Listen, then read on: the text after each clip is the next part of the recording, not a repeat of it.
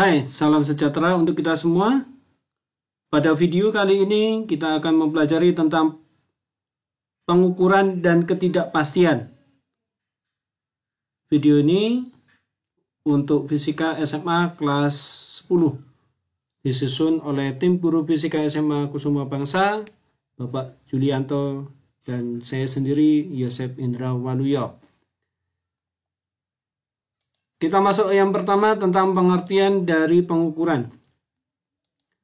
Pengukuran adalah kegiatan membandingkan sesuatu dengan sesuatu yang lain yang sejenis yang ditetapkan sebagai satuan.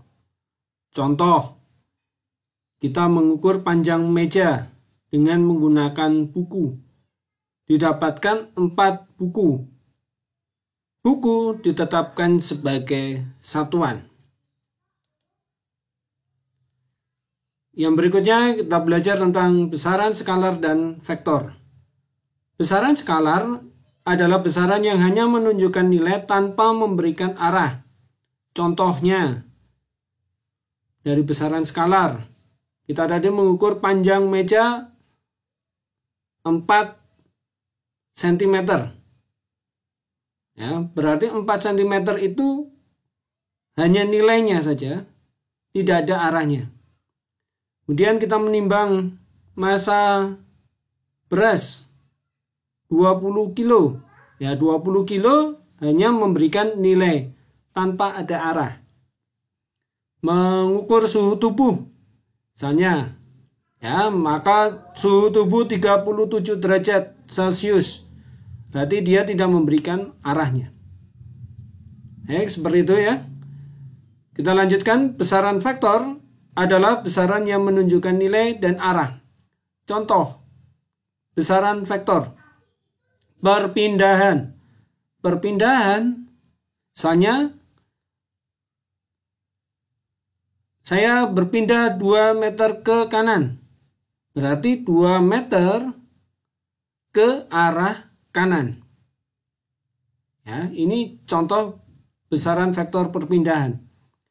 Contoh besaran vektor kecepatan. Mobil balap melaju 80 km per jam ke arah utara. Nah, ini berarti menunjukkan bahwa 80 km per jam adalah nilainya, ke utara adalah arahnya. Gaya. Misalnya ya, contoh dari besaran vektor gaya. Seseorang mendorong meja sejauh 2 Newton ke arah utara. Nah, itu adalah besaran vektor. Lanjut, kita masuk ke besaran pokok dan besaran turunan. Besaran pokok adalah besaran yang satuannya sudah ditetapkan terlebih dahulu. Contohnya panjang, suhu, massa, itu ya. Besaran turunan adalah besaran yang diturunkan dari besaran pokok. Contohnya besaran gaya tadi ya, kecepatan, luas, volume, dan sebagainya. Kemudian kita lanjutkan pada dimensi. Apa itu dimensi? Dimensi adalah sesuatu yang menunjukkan cara suatu besaran tersusun dari besaran pokok. Nah, kita ada 7 besaran pokok dan ada satuannya. Kemudian kita lihat dari dimensinya. Panjang, satuannya M, dimensinya adalah L besar. Massa, satuannya kilogram, dimensinya adalah M besar. Waktu, satuannya S, second, dimensinya adalah T besar. Suhu, satuannya K, Kelvin. Dimensinya theta. Kuat arus listrik, satuannya adalah ampere, A. Dimensinya I besar. Intensitas cahaya, satuannya CD. Kandela, dimensinya J besar. Dan yang terakhir, jumlah zat, satuannya mol, dimensinya N besar. Lalu untuk apa dimensi itu? Untuk kita analisis dimensinya. Analisis dimensi berguna untuk menurunkan suatu persamaan yang menggunakan keterkaitan antar besaran dan memeriksa kemungkinan benar atau tidaknya suatu persamaan tersebut. Jadi manfaat dari kita belajar tentang dimensi itu adalah kita bisa mendapatkan persamaan dari suatu besaran, ya, dan besaran itu kita lihat hubungannya. Kemudian dari persamaan yang kita dapatkan itu, kita bisa memeriksa apakah persamaan yang kita dapatkan tadi itu benar atau tidak. Ya. Contohnya misalnya, dimensi dari massa jenis itu adalah massa dibagi volume. Ya. Massa tadi dimensinya adalah M. Volume itu adalah adalah L. Nah, volume itu kan panjang kali panjang kali panjang. Berarti M dikalikan L pangkat min 1 kali L pangkat min 1 lagi kali L pangkat min 1 lagi. Berarti di sini M kali L pangkat minus 3. Dari hasil ini kita lihat dengan satuannya. M, dimensi M, satuannya adalah kilogram. Dimensi L adalah satuannya meter. Maka di sini ada pangkat minus 3 atau dibagi M pangkat 3. Maka antara dimensi yang kita dapatkan dengan satuannya sesuai. Oke, berikutnya. Apakah dimensi dari gaya? Gaya itu adalah massa dibagi dengan massa dikalikan dengan percepatan. Gaya adalah massa dikalikan percepatan. Massa dimensinya adalah M besar. Percepatan itu adalah meter per second kuadrat, ya. Nah, meter per second kuadrat. Berarti di sini ada yang perlu kita ganti terlebih dahulu, ya. Di sini ya. Ini berarti meter per second kuadrat. Nah, oke, berarti di sini T-nya itu adalah pangkat minus 2. Oke. Seperti itu ya. Oke, kita ulangi lagi. Gaya adalah massa kali percepatan. Satuan gaya itu adalah kilogram meter kali S pangkat min 2. Nah, dari satuan ini kita bisa dapatkan dimensinya. Kilogram dimensinya adalah M besar. Meter dimensinya adalah L besar, Second dimensinya adalah T besar, Maka di sini pangkat minus 2 berarti T-nya adalah pangkat minus 2. Oke, dari sini ada yang menanyakan tentang dimensi. Kalau tidak ada, kita akan melanjutkan kepada contoh soal yang berikutnya, yaitu kita mendapatkan atau mencari tentang dimensi dari K dari suatu besaran usaha bekas yang ditarik sejauh X meter. Adalah W ini usaha ya, sama dengan setengah K dikalikan X kuadrat. Kita akan mencari dimensinya K ini. Setengah ini adalah nilai dari konstanta. Maka kalau kita mau mencari rumusannya, K sama dengan 2W dibagi X pangkat 2 di sini adalah konstanta. 2 yang depan ini ya, bukan kuadrat ini ya. Satuan dari W itu adalah kilogram meter pangkat 2 S pangkat minus 2 dan X sendiri adalah meter, maka satuannya M.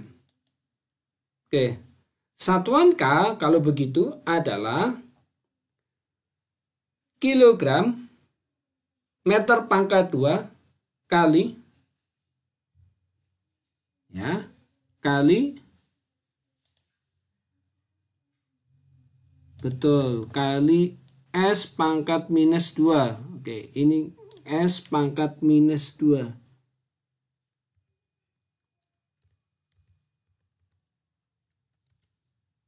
Ya. Maka di sini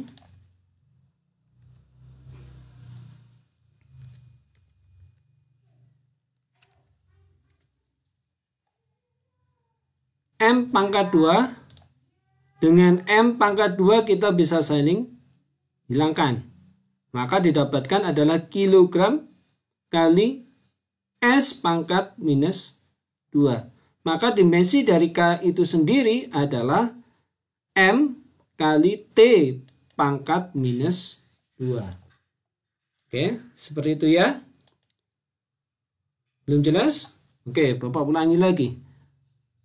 Ya, kita akan mencari nilai dari rumusan W sama dengan setengah K kali X pangkat 2. Oke. Nah, kita mau mencari K, berarti kita buat persamaannya menjadi 2 kali W dibagi X pangkat 2. Ingat, 2 yang di depannya W ini adalah konstanta. Ya. Maka satuan W itu adalah kilogram M pangkat 2 S pangkat minus 2 dan satuan dari X itu adalah M, meter. Maka kalau kita mau mencari satuannya K, berarti adalah kilogram dikalikan M pangkat 2 dikalikan S pangkat minus 2 dibagi M pangkat 2. M pangkat 2 yang ini bisa kita coret dengan yang ini. Ya. Maka sama dengan hasilnya adalah kilogram kali S pangkat minus 2. Karena M-nya sudah kita bagi, maka M-nya menjadi 1. M kuadrat dibagi M kuadrat sama dengan 1. Sehingga hasilnya adalah kilogram kali S pangkat minus 2. Maka dimensi dari K itu sendiri adalah kilogram dikalikan T pangkat minus 2. Oke, sudah paham ya? Baik. Kalau sudah paham, kita masuk ke alat ukur panjang. Kita tahu alat ukur panjang ada banyak. Yang pertama penggaris atau mistar. Skala terkecilnya adalah 1 mili atau 0,1 cm. Yang kedua, jangka sorong. Skala terkecilnya betul sekali 0,1 mili atau 0,01 cm. Jangka sorong biasanya digunakan untuk mengukur diameter dalam ataupun luar lingkaran. Mikrometerskop itu adalah alat untuk mengukur ketebalan. Skala terkecil yang dapat diukur oleh mikrometerskop itu adalah 0,01 mm atau 0,001 ya cm, 1/1000 cm. Itu ketelitian dari mikrometerskop. Skala terkecilnya 1/1000 cm untuk mikrometerskop.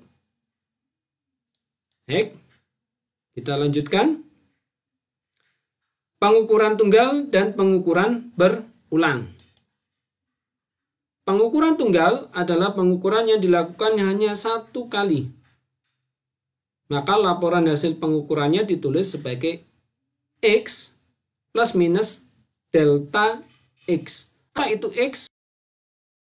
X itu namanya. Dan delta X itu adalah nilai dari ketidakpastian. X plus minus delta X. Ya.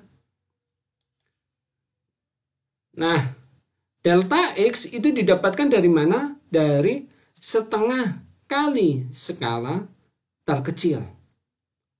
Jadi kalau tadi mistar adalah 0,1 cm atau 1 mm, maka delta X-nya adalah setengah milimeter atau 0,5 mm. Seperti itu ya. Oke. Ketidakpastian pada pengukuran. Ketepatan adalah suatu ukuran kemampuan untuk mendapatkan hasil pengukuran yang sama. Kepekaan itu sama dengan skala terkecil dari alat tersebut.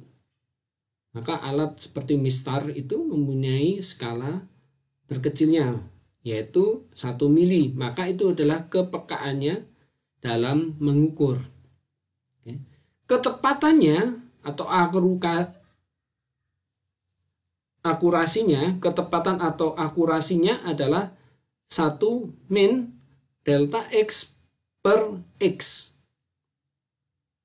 Ketepatan atau akurasi adalah 1 min delta X per X. Ketidakpastian berupa delta X itu adalah setengah kali skala terkecil alat. Ketidakpastian relatif adalah delta X per X kali 100%. Ya. Kalau ketidakpastian itu tanpa persen, ya, setengah kali skala terkecil alat. Kalau ketidakpastian relatif itu adalah delta X per X kali 100%. Berarti ketidakpastian relatif itu hasilnya dalam persentase. Dari ketidakpastian relatif ini kita bisa mendapatkan ketelitiannya. Berapa persen? Yaitu dari 100% dikurang dengan ketidakpastian relatif dalam bentuk persen tadi. Jadi 100% dikurangi dengan hasilnya ini tadi.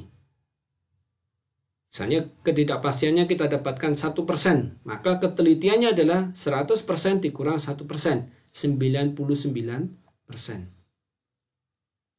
Hasil pengukuran ditulis dengan X plus minus delta X. Oke ya. Bingung ya? Nah, kita langsung masuk ke contoh soalnya saja. Ini contoh soal. Mikrometer skrup itu memiliki skala terkecil adalah 0,01 mm. Bila pengukuran mikrometer skrup itu menunjukkan 2,25 mm, maka hasilnya kita tulis sebagai berikut. X ini adalah hasilnya ini 2,25, kita tulis ini ya. Delta X itu adalah setengah dari skala terkecil, hasilnya adalah 0,01 mm. Berarti hasilnya kita tulis 0,005, setengah dari 0,01 mm. Maka didapatkan 2,25 plus minus 0,005 mm. Ketidakpastian relatif itu dalam bentuk persen. Maka 0,005 dibagi 2,25 kali 100%. Didapatkan hasilnya 0,22%. Artinya adalah 100% dikurang 0,22%. Hasilnya adalah 99,78%. Ini ya. Oke. Makin kecil ketidakpastian mutlak delta X. Delta X ini adalah ketidakpastian mutlak. makin tinggi ketepatan pengukuran. Makin kecil ketidakpastian relatif dalam bentuk persen tadi, makin tinggi ketelitian pengukuran. Oke, baik, kita lanjutkan. Ketidakpastian besaran yang tidak diukur langsung itu bisa kita pakai rumusan ini. Misalnya Z sama dengan X plus Y, maka ketidakpastiannya delta Z sama dengan harga mutlak delta X ditambah delta Y, harga mutlak. Untuk Z sama dengan X min Y, maka ketidakpastiannya adalah delta Z sama dengan harga mutlak delta X ditambah harga mutlak delta Y. Untuk Z sama dengan X kali Y, maka untuk mencari ketidakpastiannya pakai rumusan ini. Delta Z per Z sama dengan delta X per X ditambah delta Y per Y. Delta X per X ini di harga mutlak, delta Y per Y juga di harga mutlak. Untuk Z sama dengan A dikalikan X pangkat N, maka ketidakpastiannya dihitung dengan rumusan delta Z per Z sama dengan harga mutlak N dikalikan delta X per X. Untuk Z sama dengan A kali X pangkat N, Y pangkat M, maka delta Z sama per Z. Ya, untuk mencari delta Z-nya kita tidak bisa langsung, kita pakai rumusan ini. Delta Z per Z sama dengan harga mutlak N kali harga mutlak delta X per X ditambah harga mutlak M dikali harga mutlak delta Y per Y. Bingung ya? Ya, oke, kita lihat.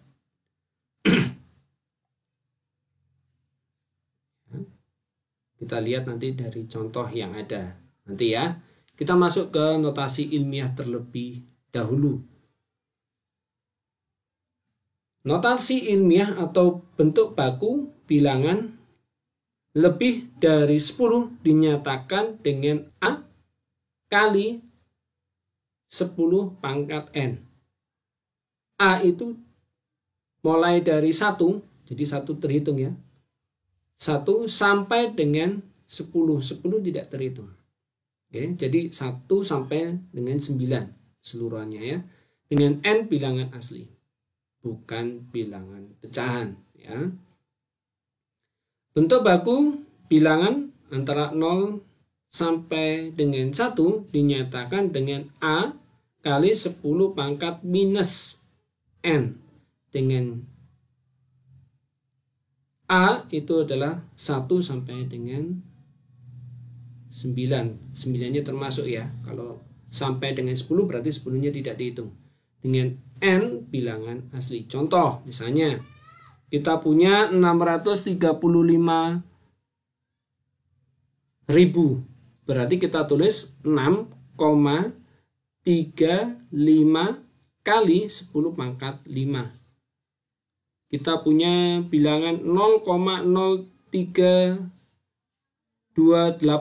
Maka kita tuliskan 3,28 kali 10 pangkat minus 2. Betul. Oke.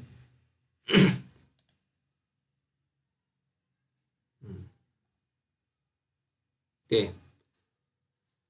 Angka penting adalah semua yang didapatkan dari hasil pengukuran. Angka penting adalah semua angka yang didapatkan dari hasil pengukuran. Aturan angka penting. Semua angka bukan 0 adalah angka penting. Contoh, kita punya 123,9. Maka di sini ada 4 angka penting. Yang pertama, Yang kedua, angka 0 yang terletak di antara dua angka bukan 0 adalah angka penting. Contoh, 83,004. Berarti di sini kita hitung 1, 2, 3, 4, 5. Berarti ada 5 angka penting. Yang ketiga, untuk bilangan desimal yang lebih kecil dari 1, angka 0 di sebelah kiri dan di kanan koma desimal bukan angka penting. Misalnya, kita punya nilai 0,0000800. Nah, 0 di sebelah kiri dan 0 di sebelah kanan koma ini tidak dianggap sebagai angka penting. Yang dianggap angka penting adalah setelah ada angka 1 sampai dengan 9, kemudian di belakang setelah angka itu. Ya, ini dianggap angka penting. Berarti 1, 2, 3. Berarti 3 angka penting. Demikian juga misalnya kita punya 0,001064. Ya. Maka yang di sebelah kiri koma ini bukan angka penting. Di sebelah kanan koma, nolnya juga bukan dianggap angka penting. Berarti dimulai angka penting adalah dari angka 1. 1, 2 angka penting, 3 angka penting, 4 angka penting. Maka dihasilkan 4 angka penting. Oke. Aturan yang keempat, angka penting berakhir pada angka yang diberi garis bawah dan angka selanjutnya bukan angka penting. Misalnya, kita punya nilai 1800, tetapi kita beri garis bawahnya yaitu di 0 yang sebelahnya 8. Maka kita anggap angka pentingnya 1, 2, dan 3. Seperti itu ya. Baik. Aturan pembulatan sekarang. Angka kurang dari 5 dibulatkan ke bawah. Angka 5 atau lebih dibulatkan ke atas. Kurang dari 5 dibulatkan ke bawah. 5 ke atas, 5 atau lebih dibulatkan ke atas. Misal 43,79. Nah, berarti 7 ini kan lebih dari 5, maka dibulatkan ke atas. 62,41. Ya. 4 ini kan di bawah atau kurang dari 5, maka dia dibulatkan 4. Oke. Berikutnya 6,4763. Maka dibulatkan 2 angka di belakang koma. Berarti lebih besar dari 5. Maka dia dibulatkan ke atas tidak 7 tetapi menjadi 8. Oke.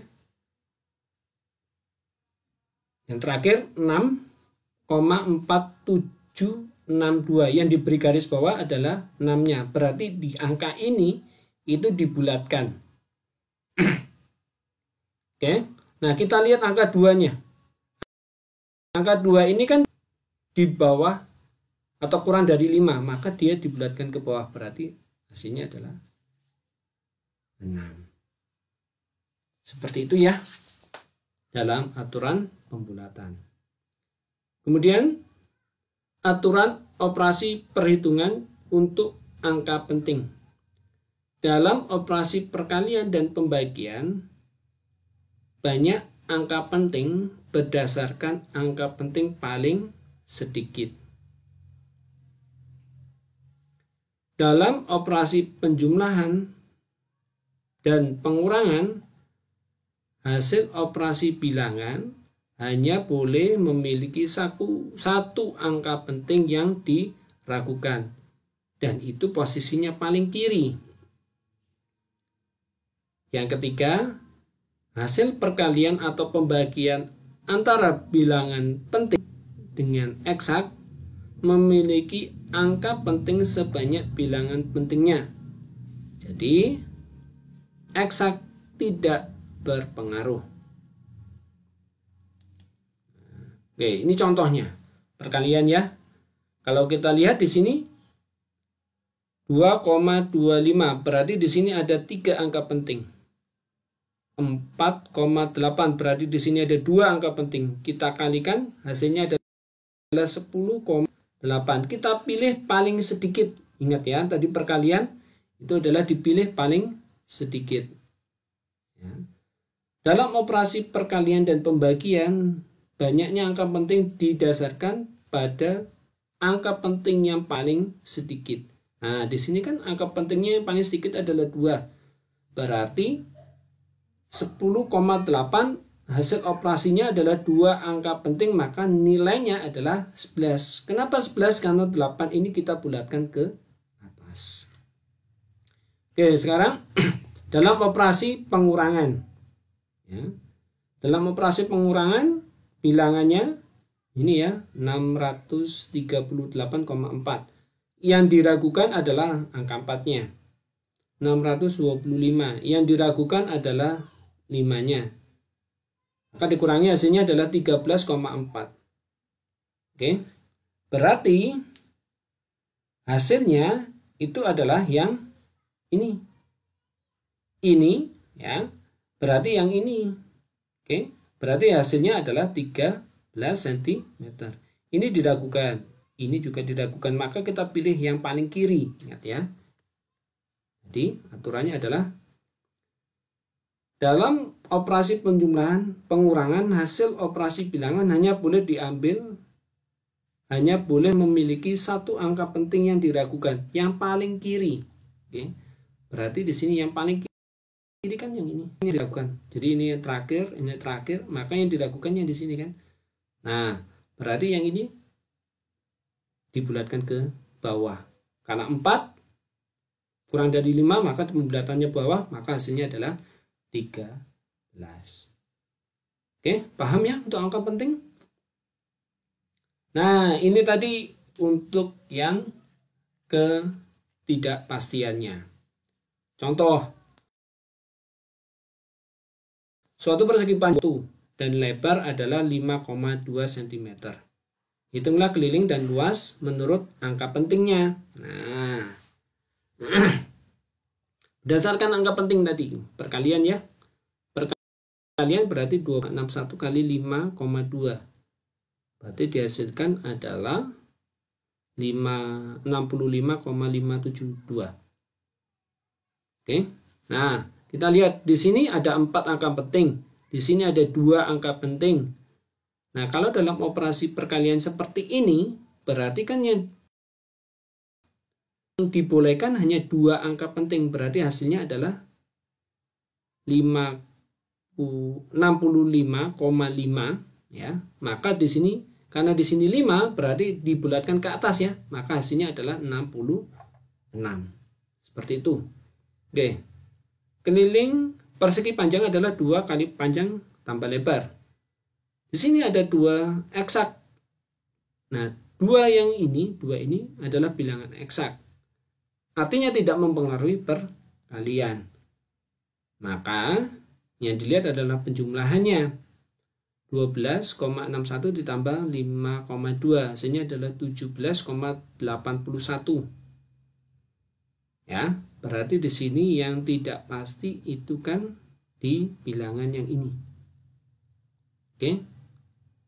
Nah, ini yang tidak pasti. Maka ini di bilangan yang belakangnya, satunya ini dibulatkan ke bawah. Berarti menjadi 17,8. Ya. Maka 2 kali 17,8. Hasilnya adalah 35,6 cm.